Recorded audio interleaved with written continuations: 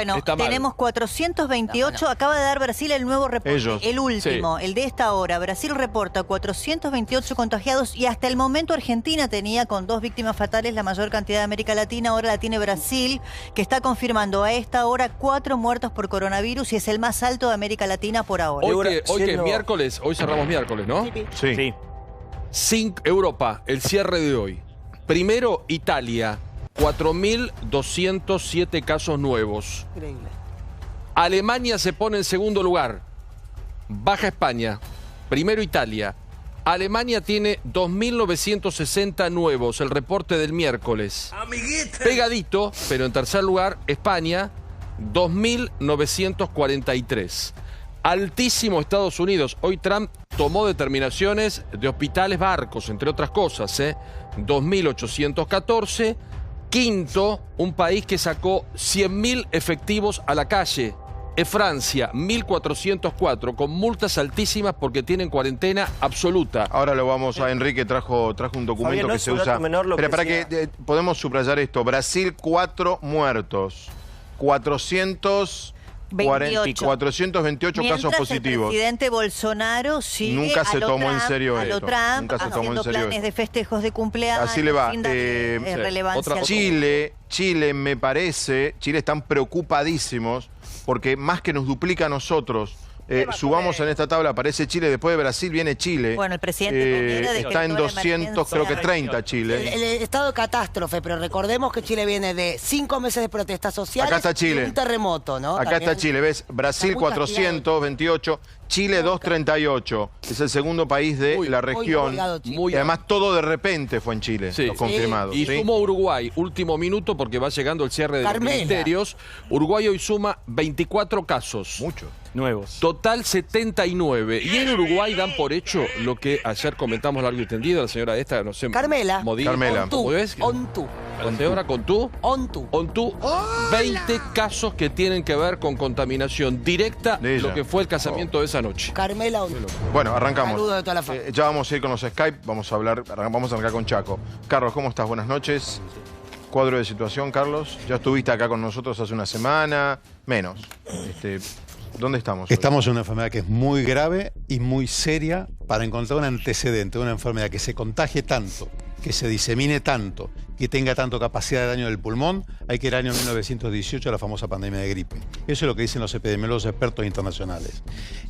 Lo que estamos viendo, este cuadro que uno ve acá, está sesgado o modificado por la profunda y fuerte intervención de los estados, que ha hecho que la curva no sea tan dramática.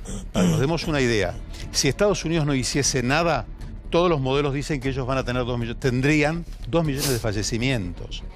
¿Perdón? 2 millones de fallecimientos. E Inglaterra, si no hiciese nada, tendría 500.000 fallecimientos. Estamos hablando de una enfermedad que es seria.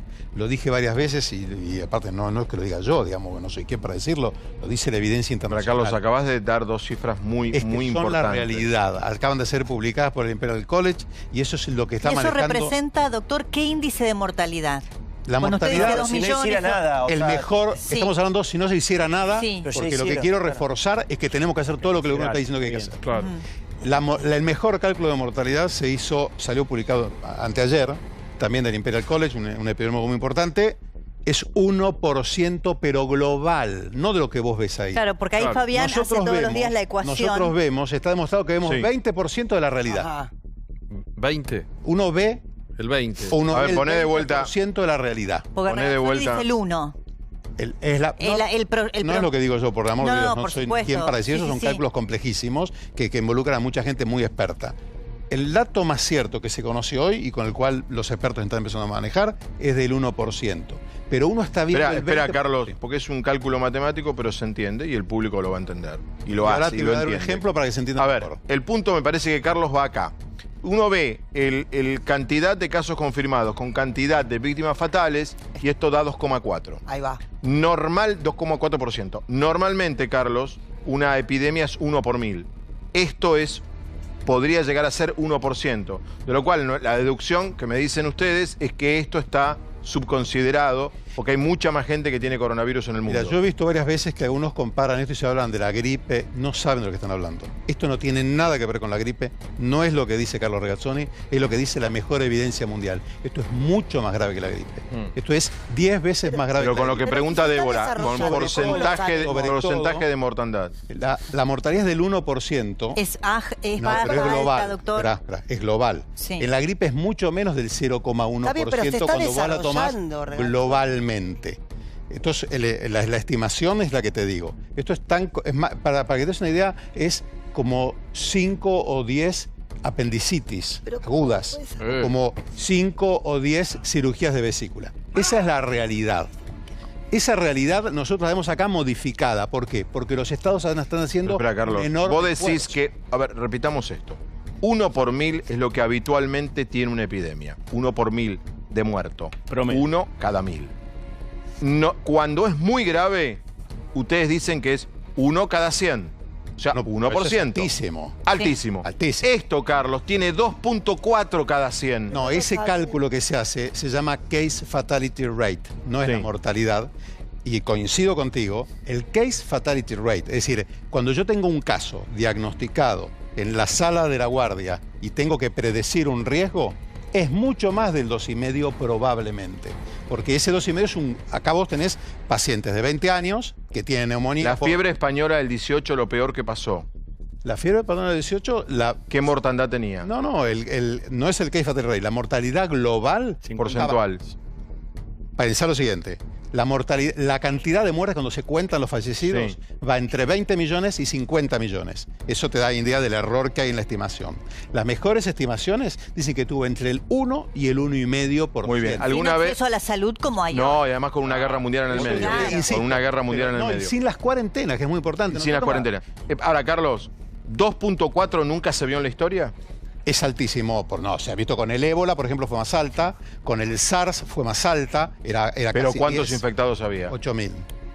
Fue otra cosa, nada que ver. Por eso digo, no hay que seguir comparando. Mucho más chico. No mezclemos, yo lo que veo de esto es cuando, cuando se habla... No se puede comparar con nada esto entonces. No. Cuando se habla de factores de riesgo, cuando se habla de factores de riesgo, de edad, o se lo compara con la gripe o con el sarampión, con otras enfermedades, yo digo, ¿qué?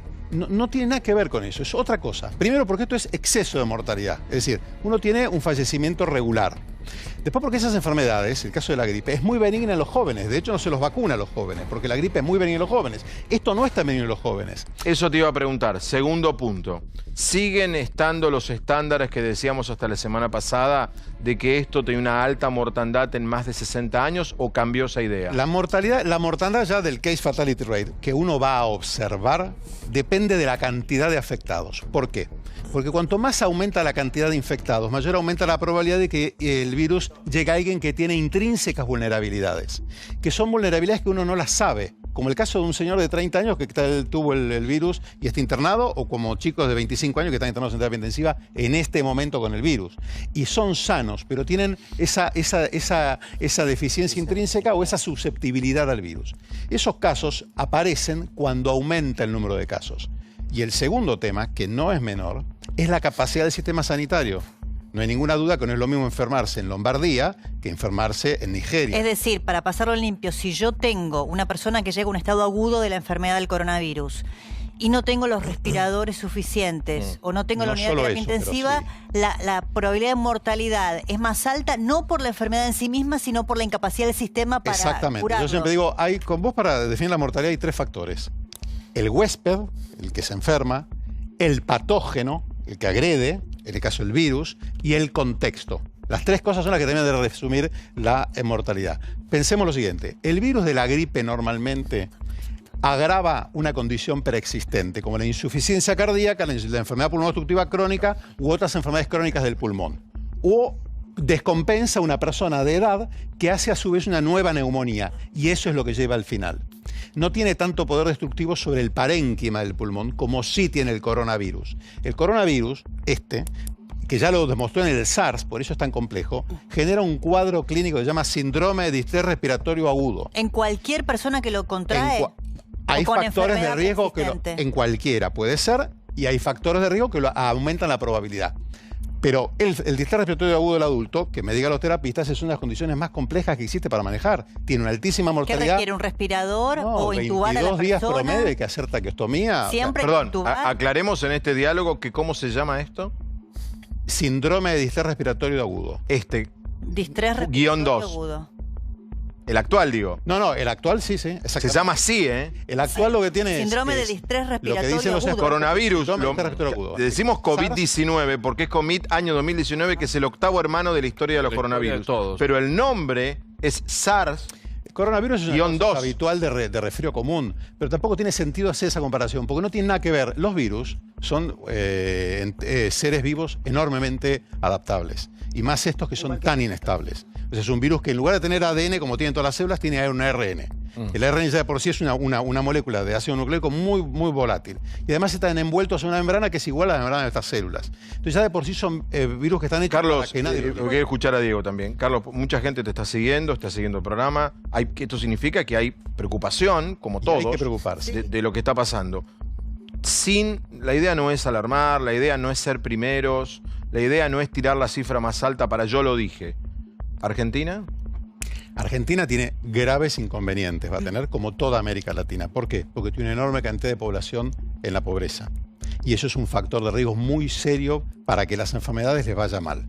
Y además Argentina está entre los países que tienen una cantidad de gente mayor más alta. Además la Argentina es un país donde el fumador es una de las tasas más altas de América Latina de fumadores, tenemos 36% de fumadores. Todo eso hace prever que hay que ser muy conscientes de esto. Ahora, hay algo que me parece que es muy importante afirmar. De hecho, hace un rato yo hice un tuit.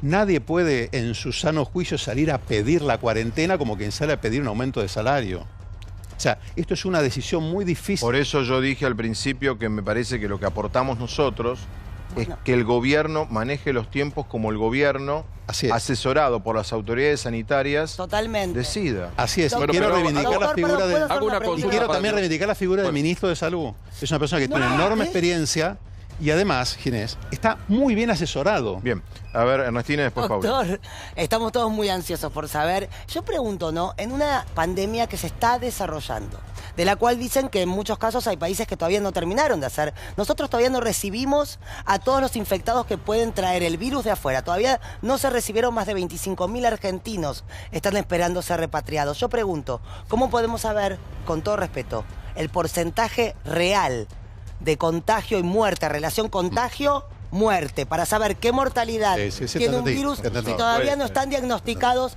las personas que tienen que volver? Es una gran pregunta y tiene una respuesta única de la medicina, que se llama estadística inferencial. Pero si es la primera vez que espera un tenemos segundo, este virus. Déjame por favor, porque esto es un tema que la medicina se estudia mucho. Claro. Esto se llama estadística inferencial. Nunca tenés la totalidad de los casos de nada. Para eso existe algo que se llama la estimación estadística, que con un intervalo de confianza te aproxima un número. ¿En un virus nuevo? Además, sí, en un virus nuevo, en cualquier cosa. Además te digo por lo siguiente, ¿por qué es importante esto? Porque acá hay que ser pragmático. A nosotros no nos importa saber la cifra, a nosotros nos importa salvar gente. Claro. Sí. Y que la gente sufra lo menos posible. Entonces vos necesitas la suficiente precisión como para poder generar una acción sanitaria. Esa precisión con la información que hay ya sobra, ¿entiendes? O sea, hay que afinar muchos temas, pero hoy sabemos que la gente... Hoy me decía, se me ocurrió, uno dice, ¿con quién puedo hablar? A ver, hablé con el jefe de guardia de un hospital público, muy importante el hospital y muy importante este señor, y le dije, ¿cómo manejás? Me dijo, mira, cuando la situación, Dios quiera, no empeore, llega un punto en que como jefe de guardia, lo único que mirás es el estado del pulmón, si tiene fiebre y la tos, y si da o no positivo de coronavirus, que se encargue otro. Yo le tengo que salvar la vida. Claro. Es así, porque además otra cosa. Si ni miro. 20% de los casos, ya hablando de lo general, va a tener infiltrados pulmonares. O sea, va a haber la radiofrecuencia, va a ser una neumonía bilateral en parche. Eso me dijo. Situación que uno dice... Pero usted trabajó con gente mayor, o sea que conoce muy bien de este tema, Regazzoni. Cuentan las crónicas de lo que pasa en Italia o en España, que cuando el sistema de salud se ve colapsado, que los médicos han tenido que tomar esta decisión, como decía recién Fabián, cuando uno tiene una persona con un tema grave ya, agudo, entre salvar al más joven o al mayor. Y al mayor no le ponían el respirador porque no había. Mira, yo cuando junto 1000 días, 1000 noches las dormí en el hospital, con lo cual algo de experiencia en la guardia tengo. Esa decisión, esa carta que se publicó y demás, fue Sí. para zamarrear a un sistema burocrático que no entendía la gravedad de lo que estaba pasando. Es lo equivalente a lo que le pasó al doctor Wuhan, que murió justamente en Wuhan, en la ciudad de Wuhan. Porque era gravísimo y hacía falta moverse rápido, y la realidad es que estaban las autoridades italianas, políticas, durmiendo la pepa y no entendían lo que estaba pasando. Hace poco acabo de ver una entrevista que le hicieron a un médico, un jefe de una terapia intensiva italiana. Se está salvando todo el mundo. Además, hoy en día, decir que una persona tiene 80 años es una persona joven. O sea, joven. le quedan 20 años por delante. Paulo, Vos en 20 años de vida, en 15 años de vida, vos haces tu colegio secundario, tu universidad, tenés 5 años de experiencia laboral, te casaste y tuviste tus primeros hijos. Sí, 80 jóvenes. Esos son 5 años. Una pregunta práctica, más allá de todo lo que están aportando. Ustedes son médicos. En este momento de Argentina, con la cantidad de casos que tenemos, con un fin de semana largo que se nos viene, con un cambio de clima que hoy hace calor, mañana frío, etcétera, etcétera, ¿qué decisión tomarían con relación a las restricciones? ¿Estamos bien? ¿Hay que apretar? ¿Hay que soltar? Porque me parece que más allá que los dirigentes políticos, los gobernadores mañana se encuentran, los escuchan a ustedes, yo siento que de parte de los que saben, ustedes, hay distintas posiciones. ¿Qué creen que hay que hacer ahora? En este momento de Lo primero que Argentina, le voy a con decir los es que a mí 27 no me casos. escuchen, porque yo no tengo toda la información como para hacer un diagnóstico de esto. Esa información son modelos matemáticos, hay que conocer exactamente la historia epidemiológica que está pasando. Es decir, no somos nosotros la gente que está adecuada para dar semejante consejo. Pero como médico yo le digo, a ¿usted ese qué haría? nivel. No, yo lo ¿Aprieta, que haría hoy en suelta? día es, Sí. ¿cómo juzga uno esto?